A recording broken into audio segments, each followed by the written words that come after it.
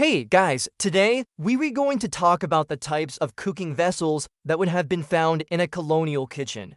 Now, when you think of a colonial kitchen, you might picture a hearth with a kettle sitting on it, maybe a Dutch oven.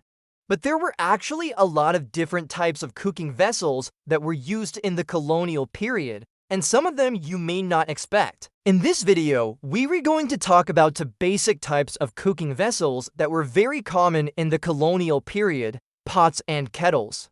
And for each of those, we're going to talk about their characteristics, how they were used, and then some of the specialized terms that were used for different kinds of pots and kettles. So first, let's talk about pots. Pots typically had rounded sides and came with a cover.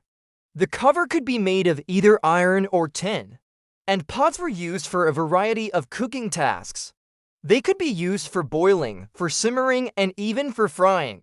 In the late colonial period, some pots were even used for baking. The next type of cooking vessel was the kettle. Kettles had sloping sides and did not come with their own cover, although they could use the cover from a pot.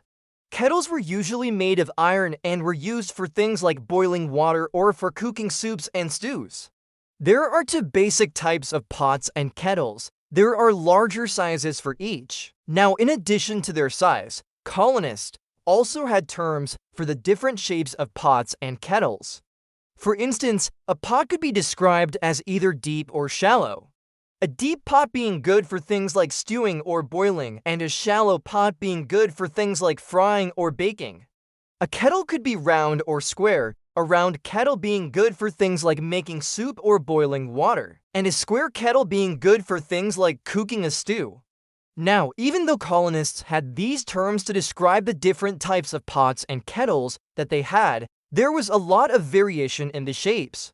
So, for instance, a pot might have straight sides instead of rounded sides, or a kettle might have straight sides with one sloping side. So there was a lot of overlap between the different types. As you can see, pots and kettles were very important in the colonial kitchen. They were used for a variety of cooking methods, including boiling, simmering, frying, and baking. And they were accomplished over an open hearth.